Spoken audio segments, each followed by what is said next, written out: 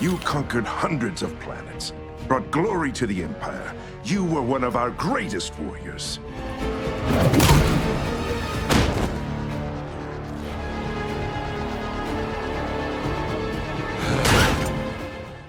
Welcome back, everyone. It's Charlie. This will be my full Invincible Season 2, Episode 6 video. There's a whole bunch of Easter eggs and references. We only have a couple more episodes before the finale, too. So if you're brand new to the channel, be sure to subscribe to get all the episodes. We also learned a little bit about Season 3, too. We'll start at the beginning of the episode, going through shot by shot, talking about Easter eggs, WTF moments, starting with the episode title, It's Not That Simple, which is a reference to all the different storylines, the dissolution, basically, of Mark and Amber's relationship, Invincible and his girlfriend.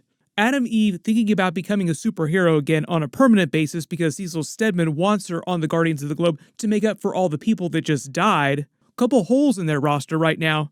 And what's going on with Oliver, with them trying to raise him at their home in a loving environment instead of turning it into a glorified pincushion test baby for Cecil. You could also say it's a bit of a reference to the end of the episode with Omni-Man. There's a bit of an end credit scene tag where they reveal him inside the Viltrumite prison with General Craig interrogating him, trying to get him to reveal why he turned soft. Like, why did you turn against the Viltrumite Empire? How did a mere moment on Earth turn you into a weak, sentimental traitor? And the whole idea is that it's not meant to be that simple, like he didn't just decide to turn against the Viltrumite Empire because he'd been serving them for so long. But over time, he actually did fall in love with Debbie, and he obviously loved his son, Invincible. That's why he left Earth in the first place. So they inspired him to slowly become a good person, like we're teasing the redemption of Omni-Man here. But the actual opening scene just opens directly after the ending of Episode 5 with King Lizard actually shooting Rexplode in the head. They want you to think that he's dead in the moment here, but obviously he does wind up surviving the head wound. Even if you're not a medical expert, the thing about this is that regular humans in real life can survive head wounds like this miraculously. Like, you hear crazy stories like this all the time, like people getting spikes driven through their head and being able to walk away, but for some strange reason their personality makes some big change because their brain has fundamentally been altered, like they're missing a portion of their brain. One of the benefits, though, is that in the Invincible universe, Cecil Stedman, the Global Defense Agency, has a lot of medical technology that's way more advanced than normal medical technology, so like they could regrow some of his limbs, they can help heal his brain. But while he's busy bleeding out here, back on the Martian ship, they're still fighting off the Sequids, trying to save Atom Eve. Robot engineers an area of effect weapon to disable them at the same time. Shapesmith kind of redeems himself a little bit, holding them at bay in time for him to finish the device. And you start to see Invincible taking charge here, like actually being a superhero. Like, no, I'm the strongest person here. I'm the fastest, the most durable. I should be the one to bum rush all the Sequids and try to set this off. They pull one of the many awkward twists in the episode. They kind of did this in last week's episode too, where their overconfidence kind of gets the best of them, where they think that they've won, they've saved the day, but then all of a sudden they reveal that they haven't. The device fails because the Sequids have taken control of Atom Eve and Robot. Even them controlling Atom Eve would be enough because she's so powerful. Remember, she's typically operating with a huge handicap. She's way more powerful than she lets on.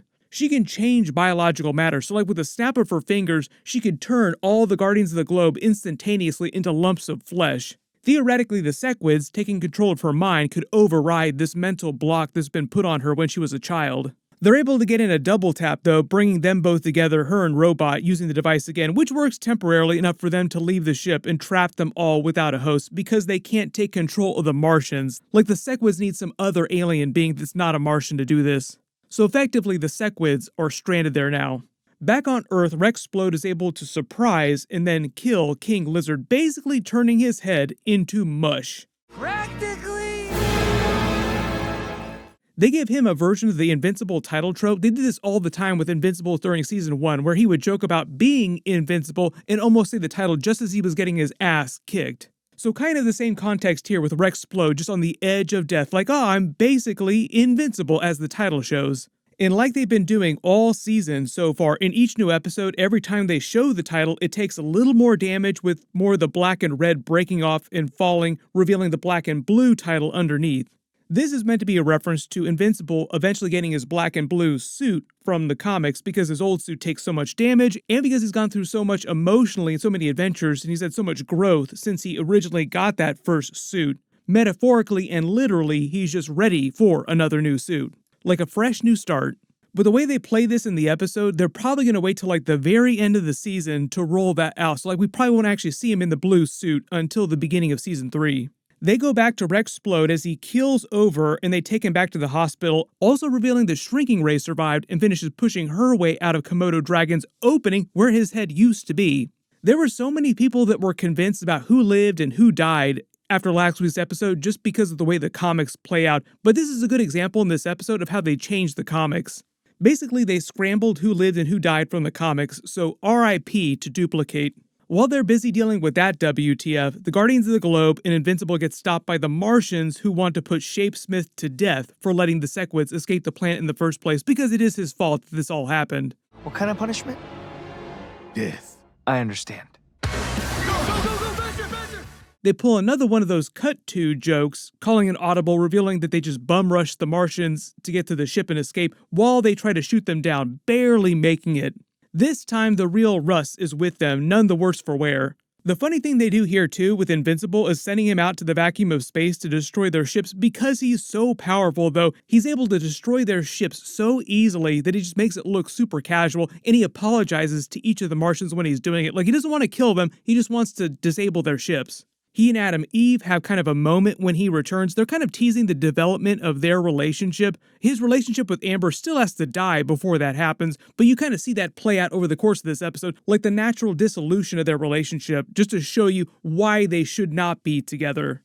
This is a bit of a change from the comics because in the comics, he broke up with Amber a long time ago, so they've kind of prolonged this storyline through this season. I think just because they want to push his relationship with Adam Eve to like season 3 and beyond.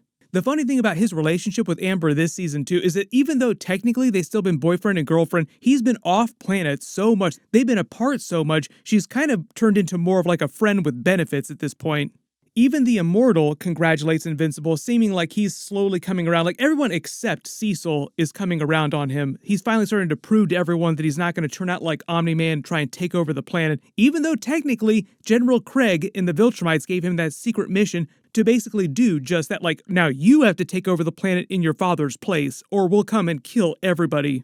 Robot and Monster Girl also have a little bit of a moment. She's kind of into him, but because she's so much older in reality, it's sort of like going out with a child. Just because his emotional skills, his interpersonal skills are that of a child, essentially, you can feel her frustration with him, like he has absolutely zero social skills. But this whole adventure with him was more about learning to deal with his fear, because now he's actually in the action physically, whereas previously it was always a remote kind of thing for him where he was off safe inside his tank. Back at home, Cecil continues to try and get Debbie to turn Oliver over into his custody at the GDF. She's pretty much warmed up to him by now, like Oliver, treating him like any other member of the family, and he's already way bigger in talking now. We'll probably see his powers manifest by the end of the season.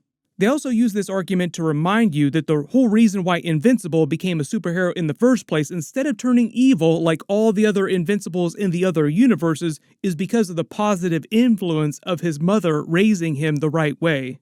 So now they basically want to replicate that with Oliver, like Oliver will turn out good as long as we give him a loving family to grow up with. And this is pretty much right out of the comics, like this is pretty much the way things go.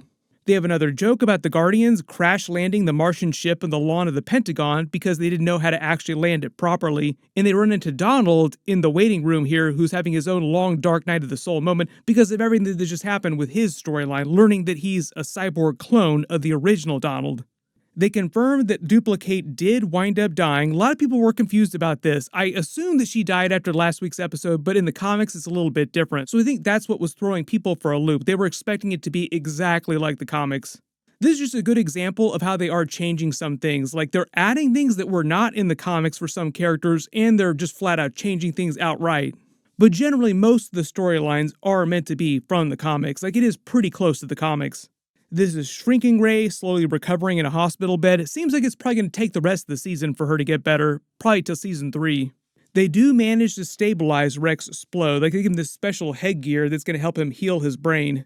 And Invincible finally reunites with Amber back at college, telling her everything that happened. When he goes back home to reunite with Oliver and his mother, they reveal that his mother is the person that gave him the Oliver name from the comics. Meant to be named for Debbie's father, Invincible's grandfather on his mother's side. His grandfather on his Viltrumite side, Omni-Man's father, is kind of a comic book spoiler at this point, so we'll have to wait to talk about Omni-Man's secret history within the Viltrumites because it's a big story plot point, but they probably won't get to that till much later on the show.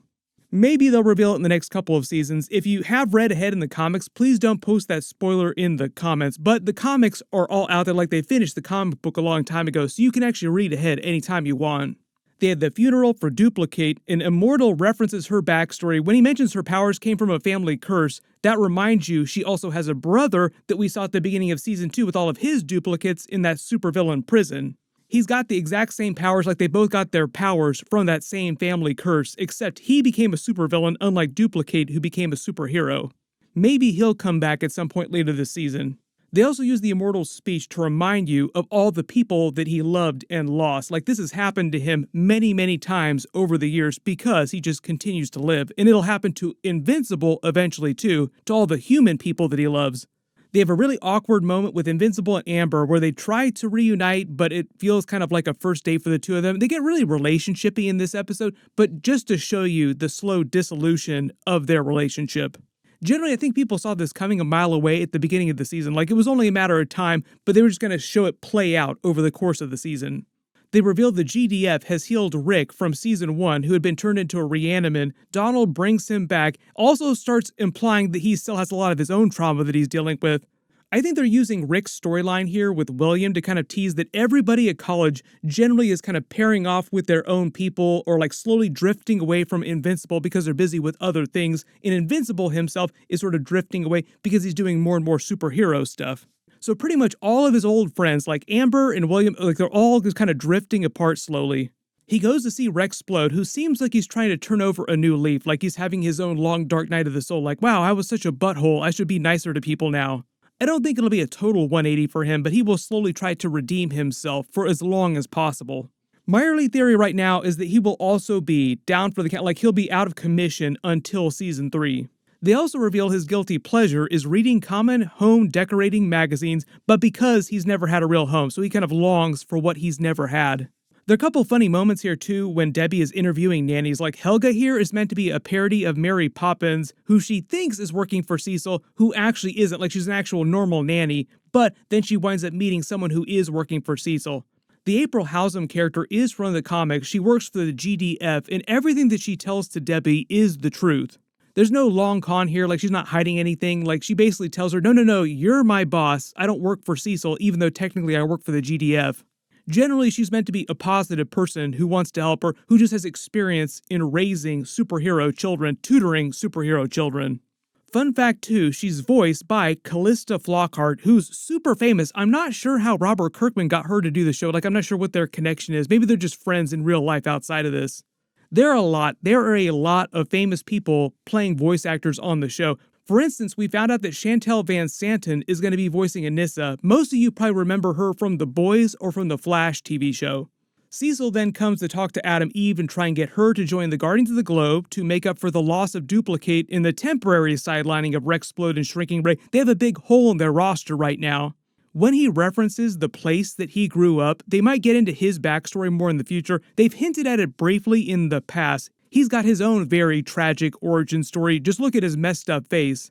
Then they get super relationshipy with Amber coming to talk to Adam Eve about Invincible and Invincible going to see Art to talk about Amber. I wasn't really a big fan of this part of the episode, but you kind of see why they're doing this. Like they just want to show them slowly drifting apart. Like this is the reason why we should not be going out anymore. It's also an excuse for them to bring Mark Hamill back on the show because Mark Hamill does the voice of Art.